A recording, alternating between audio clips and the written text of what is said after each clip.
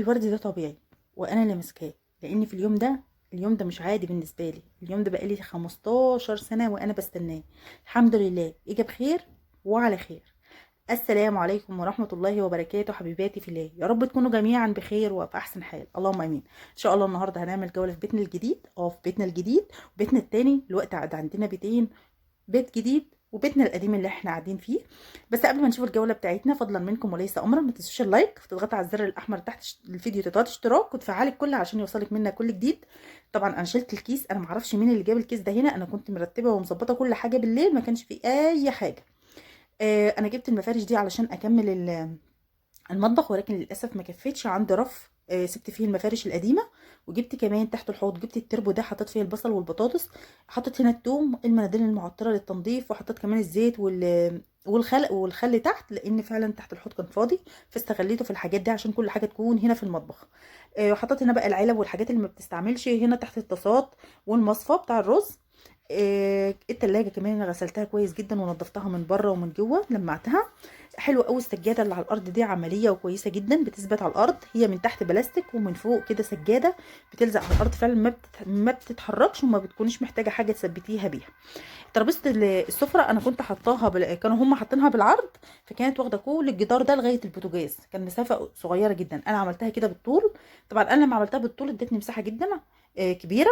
كانوا كله معارضني يقول لك لا بالطول هتاخد مساحه، ولكن بالعكس لما عملتها بالطول ادتني مساحه كبيره جدا جنب بين البوتاجاز وبين المطبخ، وادتني مساحه كمان بين ترابيزه السفره وكمان باب البلكونه. دي بلكونه، طبعا هم ساكنين في الدور الارضي، في الدور الارضي خالص يعني، منهم والارض على طول، تفتحي الباب تطلعي في الشارع على طول. ده الركنه، طبعا الركنه هنا لونها جملي. انا كنت عامله الركنه دي عندنا، كنا عاملينها عندنا في البيت، رحنا المحل وعجبتنا وعملنا الاوردر للمصنع، ولكن لما جينا عشان ناخد المقاسات اللي عندنا في البيت اتلاقينا الركنه كبيره جدا على المساحه في البيت، فجبناها هنا على طول. هنا ده كمان سرير، سرير بيتفرد بالليل سرير وبتطبق بالنهار كرسي، حلو قوي وعملي كمان، وشكله شيك وبصراحه وشكله حلو قوي للاماكن الصغيره، للناس اللي بيكون عندها اماكن صغيره. حلو قوي السرير ده لو حطيته في الصاله او في اي مكان. هنا الدولاب اللي جنب التلفزيون حاطين فيه البرينتر واللابتوب والاوراق بتاعتهم، والتلفزيون اتمسح واتنضف كويس جدا. وترابيزه الركنه انا عملتها بالطول، ما حطيتها في الطول حسيت الاماكن وسعت. كرسي الهزاز ده بصراحه انا كنت عايزه اشيله، ولكن لما قعدت عليه بصراحه عجبني جدا يعني سبته. ده المنظر بجد، المساحه بقت كبيره جدا بين المطبخ وترابيزه السفره. هما بسم الله ما شاء الله عندهم الصاله كبيره جدا، المشكله في اوضه الاطفال. اوضه الاطفال لو كانت كبيره شويه، يعني لو كانت اخدت السرير ده كمان، كانت تبقى مية مية بصراحه. لكن هي ما اخدتوش، فاحنا حاطينه هنا وجايبين ليه تبر او مرتبه صغيره جدا، يعني سمكها صغير، بتتحط عليه بالليل عشان تكون مريحه للي ينام عليه. ده شكل بقى الصاله. عجباني قوي السجاده اللي تحت الحوض، بجد بتلزق، مش عايزه اي حاجه تحتها انك تثبتيها. وكده نضفنا كل حاجه ولمعناها. ده شكل الركنه. طبعا انا حاولت اقرب من اجيب مخدات او التكوات دي بالالوان اللي في السجاده، ولكن للاسف ما لقيتش كل الالوان، فحاولت اجيب الالوان. الورد ده حلو قوي عجبني، انا بحبه طبيعي، ولكن في الاسف لما بجيبه طبيعي بيموت بسرعه، فجبته بلاستيك. بحب شكله بصراحه، شكله بيعجبني قوي. هنا وانت خارجه من السفره على طول هتلاقي على ايدك الشمال على طول الدش. الدش برضو عندهم اوضه كبيره جدا، عندهم مساحه كبيره جدا في الدش، وهو ما فيش فيه حاجه الاوضه دي الا الدش بس والحوض.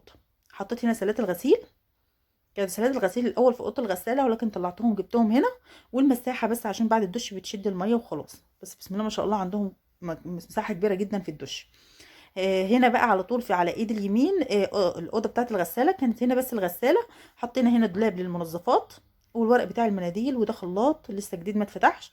وكمان هنا حطينا في الدولاب ده اللي وانت داخله على الباب على طول الخزين بتاع البيت، حاجات البيت الخزين اللي الزياده. هنا على طول التواليت. طبعا التواليتات معروفه في كل هولندا ان هي صغيره، وما بيكونش فيها ميه الا حوض بس، ميه الحوض ده هم حظهم حلو ان عندهم حوض في التواليت. احنا عملنا الرف ده، حطينا عليه المنظفات بتاعه الحمام والمعطر والورق بتاع الحمام او مناديل الحمام. هو صغير جدا الحمام دايما معروف. انا رجعت كده اتاكد من البيبان ان انا قافلاها وكل حاجه مقفوله، علشان هخرج على طول. هنعمل جوله مع بعض على طول ونخرج. نروح المطار.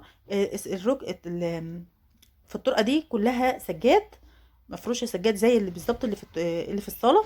هنا اوضه النوم، طبعا انا رتبت اوضه النوم وظبطتها وحملتها حب كده افرحها بشويه حركات كده، يعني ان هي تحس بقى ان هي جايه حياه جديده، فحياه بتبداها من الاول، بنقول بسم الله الرحمن الرحيم، حياه سعيده ليك يا رب ان شاء الله. عملت لها كده الحركات دي، وحاولت اجيب البرنس شبه بعض، ولكن للاسف ما تلقيتش المقاسات شبه بعضها، فجبتها مختلفه كده. طبعا احنا لسه بالنهار، ولكن انا قفلت الستاير.